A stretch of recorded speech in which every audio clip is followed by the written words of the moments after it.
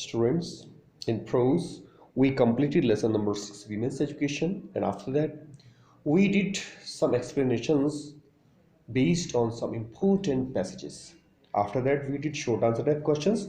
Today, we are going to do MCQ explanations, short answer type questions करने के बाद आज हम इस लेसन पर बेस्ड मल्टीपल चॉइस क्वेश्चंस करेंगे।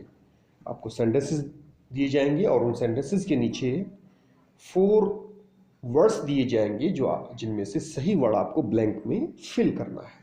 So let's start. Sentence number 1 देखिए, society requires women of discipline minds and blank manners. समाज को आवश्यकता है महिलाओं की। महिलाएं कैसी होनी चाहिए? अनुशासित मस्तिष्क वाली, और ब्लैंक के बाद लिखा हुआ है व्यवहार। अब ब्लैंक में आपको वही वर्ड भरना है जो राइटर ने लेसन के अंदर यूज किया है। ए में कंट्रोल्ड है यानी नियंत्रित, रेस्ट्रेंट संयमित, गुड अच्छी, डिसिप्लिन अनुशासित। तो करेक्ट ऑप्शन इज रेस्ट्रेंट संयमित। Now sentence number 2, actually in our country, वास्तव में हमारे देश में education blank girls education is concern is not wide spread enough. तो इसमें करेक्ट ऑप्शन आएगा सो फार एज, जिसका मीनिंग है जहां तक। So far as girls education is concern, जहां तक लड़कियों की शिक्षा का प्रश्न है, is not wide spread enough, वो बहुत विस्तृत नहीं है। Now sentence number 3, but I am anxious, परंतु मैं उत्सुक हूं that the kind of education, शिक्षा का वह प्रकार दैट इज इम्पार्टेड, जो दी जाती है, must not only be broad, वह न केवल विस्तृत होनी चाहिए, बट शुड ऑल्सो बी, बल्कि वो ब्लैंक में भरेंगे ये भी होनी चाहिए। तो इसमें करेक्ट ऑप्शन में है डी यानी डीप। तो राइटर ने इसमें कहा है कि जो शिक्षा दी जाती है वह न केवल विस्तृत हो बल्कि गहरी भी हो।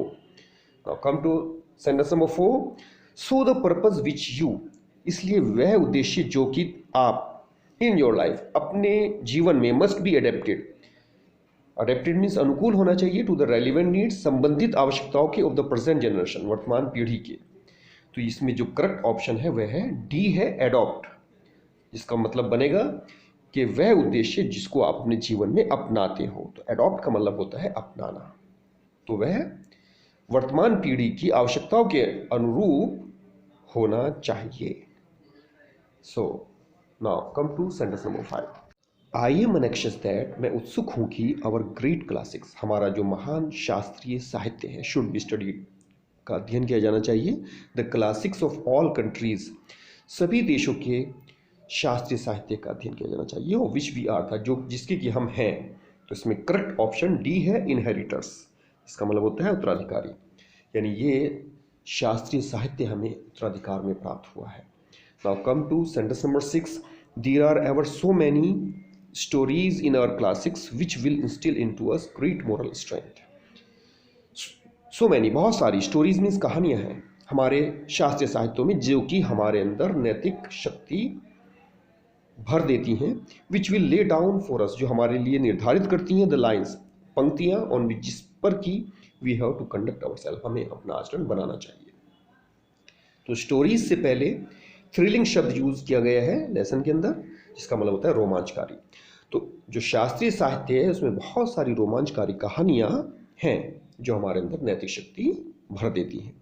Now sentence number 7, but our civilisation became arrested, परंतु हमारी सभ्यता बंधन में आ गई, and one of the main sign of that, और उसका एक मुख्य जो कारण है वह है, ब्लैंक के बाद लिखा है ऑफ आवर सिविलाइजेशन, हमारी सभ्यता की।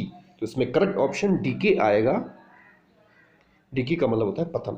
तो हमारे सभ्यता का पतन ही उसका एक मुख्य कारण है। Is the subjection of women, कि महिलाएं पराधीन हो गई हैं। तो महिलाओं का पराधीन होना हमारे सभ्यता के पतन का एक मुख्य कारण है, और इसी के कारण हमारी सभ्यता बंधन में आ गई है। Now come to sentence number 8, after independence, स्वतंत्रता के बाद, थ्रू द एक्सर्शंस, एक्सर्शंस का मतलब अथक प्रयास, अथक प्रयासों से। अब यहाँ पे 4 पर्सन्स का नाम दिया गया है। डॉक्टर सर्वपल्ली राधाकृष्णन ने महात्मा गांधी का इसमें वर्णन किया है। तो एक ऑप्शन में लिखा हुआ महात्मा गांधी ब्लैंक में भरा जाएगा। तो महात्मा गांधी के अथक प्रयासों से ए रिवॉल्यूशन हैज़ बीन इफेक्टेड, एक क्रांति आई है इन आर कंट्री, हमारे देश में, and women are coming into their own, और महिलाएं अपने स्वरूप को पहचानने लगी हैं। When you talk about education, जब आप शिक्षा के बारे में बात करते हैं, यू हैव सेवरल एम्स। इसमें बी में इन व्यू ब्लैंक में भरेंगे, जिसका मतलब होता है दृष्टि। तो आपकी दृष्टि में बहुत सारे उद्देश्य होते हैं। 10th, for some we neglected our women folk, हमने अपनी महिलाओं के साथ लापरवाही की है, उनको नज़रअंदाज किया है। तो इसमें ऑप्शन में भरा जाएगा डी, सेंचुरीज, यानी कई शताब्दियों तक। 11th, if you do not have, अगर आपके पास नहीं है, यू आर नॉट ह्यूमन, आप इंसान नहीं हो। तो इसमें बी ऑप्शन में लिखा हुआ कंपेशन वर्ड भरा जाएगा, जिसका मतलब होता है दया। यदि आपके पास दया नहीं है तो आप इंसान नहीं हो। 12th, you are living in an age, आप ऐसी युग में रह रहे हो, व्हेन देयर आर ग्रेट, जबकि हैं बहुत सारी, फॉर वीमेन, महिलाओं के लिए, इन सोशल वर्क, सामाजिक कार्यों में। स्टूडेंट, इसमें सी में से अपॉर्चुनिटीज वर्ड ब्लैंक में भरेंगे आप, इसका मतलब होता है अवसर। तो महिलाओं के लिए बहुत से अवसर हैं। Now 13th, the natural quality of women is, महिलाओं का जो प्राकृतिक गुण है, निसंदेह इसमें आप डी कंपेशन भरेंगे, जिसके बारे में डॉक्टर सर्वपल्ली राधाकृष्णन ने हमें बहुत डिटेल में बताया है। सेंटेंस नंबर 14, ब्लैंक के बाद लिखा है इज द क्वालिटी, एक ऐसा गुण है which is more characteristic of women than man, जो पुरुषों की अपेक्षा महिलाओं की एक मुख्य विशेषता है। तो इसमें भी कंपेशन आएगा, जो बी ऑप्शन में लिखा हुआ है। 15, when you talk about education, जब आप शिक्षा के बारे में बात करते हैं, तो you have AIIMS in view, तो इसमें सेवरल आएगा। ये सेंटेंस पहले भी ऊपर भी पढ़ चुके हैं आप, सेवरल एम्स इन व्यू, तो आपकी दृष्टि में बहुत सारे उद्देश्य होते हैं। Now last, we have heard that, हमने सुना है कि the chief of education is not merely the acquiring of skill और information but initiation into a higher life. तो इसमें पर्पस आएगा, चीफ पर्पस ऑफ एजुकेशन, शिक्षा का मुख्य उद्देश्य सिर्फ कुशलता या सूचना प्राप्त करना नहीं है, बल्कि उच्च जीवन में प्रवेश करना है। So in this student, this was about MCQ based on the lesson women's education. This is completed now. You have to write down all these sentences. You have to fill the blanks with the suitable word. Now we shall go to poetry. And in poetry I have taught you 5 poems out of 7.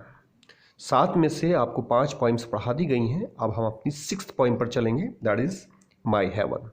So tomorrow you must be ready with your English poetry. All the best.